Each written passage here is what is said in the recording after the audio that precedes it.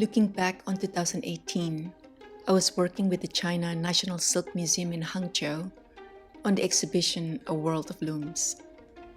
And there was this vision of bringing together textile scholars specializing on different cultures around the world, where we can combine our knowledge to build a better understanding about the evolution of different textile cultures, and especially the relationships with each other. It was the same vision that motivated me to start the Tracing Patterns Foundation.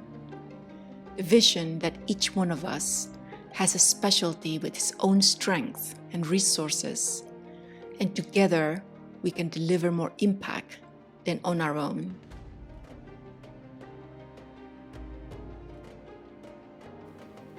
Traditional textiles and dress are important parts of people's lives in all parts of the world.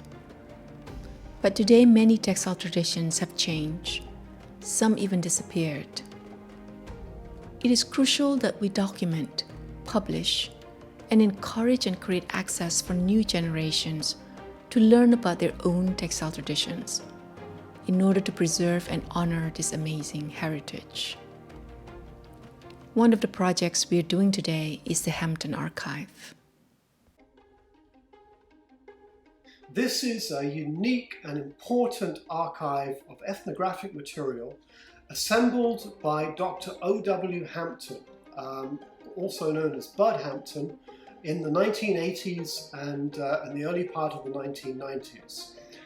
Bud was an enthusiast and an anthropologist who visited the Balian Valley over a period of a decade and got to know many of the people, particularly the Dani inhabitants of the Balian Valley, and learned about their material culture and how they lived their daily lives.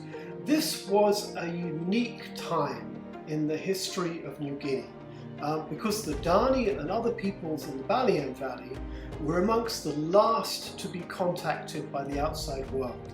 So they preserved ways of life which had vanished in other parts of New Guinea and which have subsequently changed substantially in the Balian Valley itself.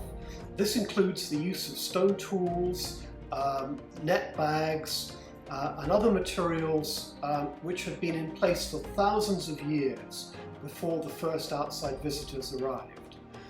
Bud's collection includes about 1,000 artifacts, and also his notes and his pictures of how these objects were made and used in daily life. So here at Tracing Patterns Foundation, we were donated the collection by Bud's widow, Fleur Hampton, after Bud died in 2017. And we spent the last year conserving, documenting, and rehousing the collection in conservation standard storage that you see behind me.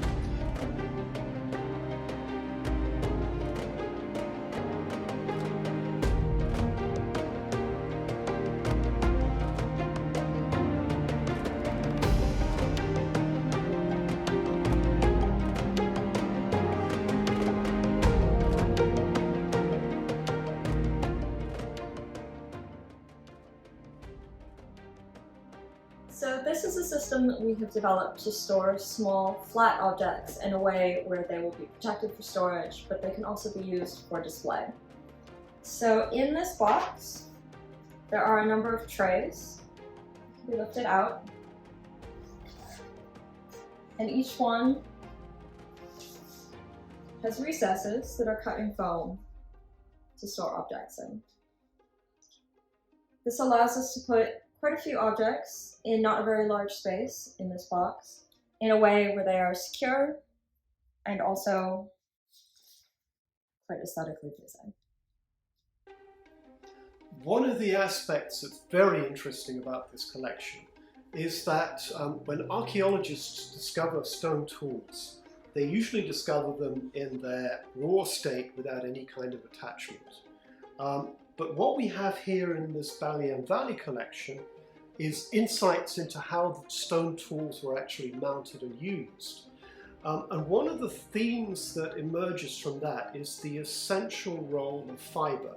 So this tool is attached to its haft by a rattan, and this Yali adze is attached similarly.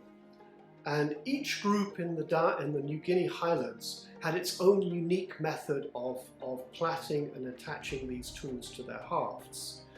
And in addition to this, there are other kinds of fibre used in these tools. There's pieces of bark and leaves used as cushioning.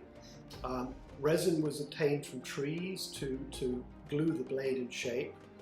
And the impression you get is that stone was never used in an isolated way.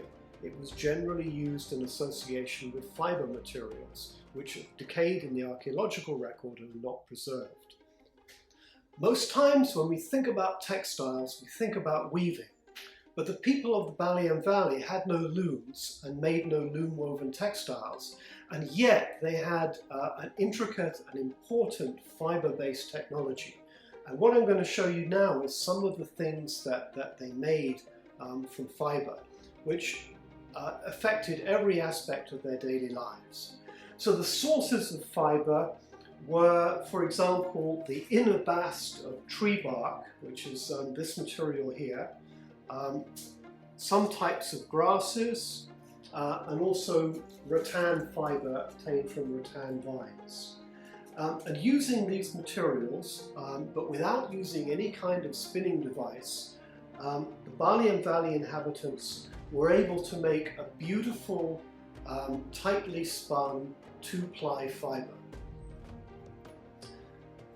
And from that fibre, they made a number of different artifacts, the most important of which were these head nets, like this one here.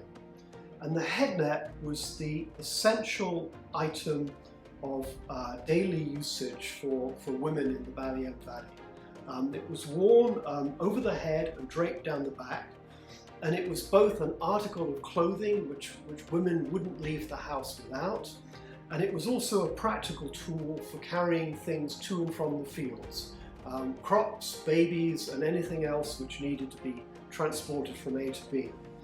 And a woman would wear up to 3 or 4 or even 5 of these bags at the same time, and would return home from the fields fully laden with produce in these kind of bags. And the technique that they used was an important and enormously flexible technique that seems to have been invented independently by many different peoples worldwide. And that is a knotless figure of 8 looping technique, which makes a flexible net like this one. So figure of 8s were formed, and then succeeding figure of 8s were interlaced, but no knots were added to the structure, so that this makes a net that can expand as you put objects into it. In addition to the large women's head nets, the knotless netting process had many other uses in the Balian Valley. So this is a men's head net. Many Dani men wore head nets like this. Some were black, some were red. In daily life they were usually worn undecorated, but for festivals and ceremonies they could insert feathers and other decorative items in to make these into a kind of a head display.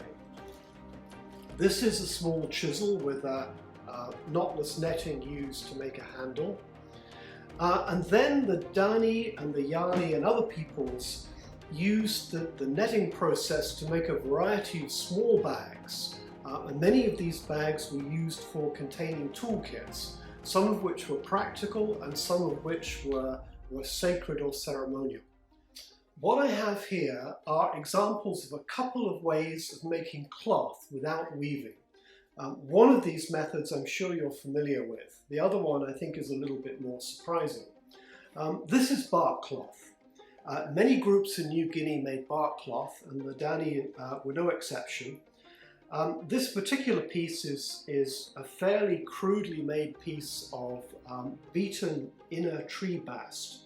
And the Dani probably didn't harvest this themselves. They obtained it from trade from one of the neighbouring groups. And it was roughly beaten out, and it was used as a wrapping material. Other groups in New Guinea elaborated their bark cloth, made finer grades, and some of them decorated them beautifully with painting.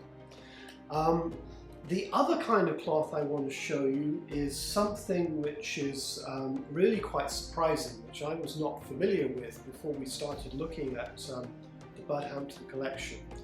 This is a fine golden brown cloth with very fine texture. It's actually a kind of silk made from moth cocoons. And in the Balian Valley, as in other areas, there are species of moth which make communal tents which enclose the moth caterpillars. And the Dani would take a forked stick and wave it backwards and forwards within these tents and build up layers of moth cocoon to make this kind of cloth, which is naturally a golden brown colour. And this particular piece encloses a net bag, and inside there are objects of ritual and talismanic significance. So there's a piece of tree resin, which was used in medicinal rituals, and skull of an animal that I can't identify, and some other objects, including some small stone chisels like this one. The other kind of non-woven cloth that the Dani people made was made from spider webs, and as far as I know, this is something that's unique to New Guinea. The Dani would take a piece of cane and wave them in amongst these large spider webs, which grew around their compounds. And the spiders were actually farmed. They were brought in from the outside and persuaded to spin webs close to the Dani compounds. And they'd wave a cane amongst them until they had a tube-shaped piece of spiderweb cloth, which they would then remove from the cane, flatten out, and it made a kind of a necklace that was worn by Dani men. Other groups on the coast also used spider's web to make fishing nets. They would take a piece of forked stick and gather spider webs in the stick and then use that as a kind of fishing net. When we took on the Hampton Archive Project, we asked ourselves, how can we create added values to the collection and also contribute to the society? And most importantly, how can we share this collection with the people who have the most stake in this material culture? And we're now looking for a new home for these objects. And we'd like this home to be as close as possible to where the collection originally came from in Indonesia. So we're looking for partners who can help us find the right home for the collection.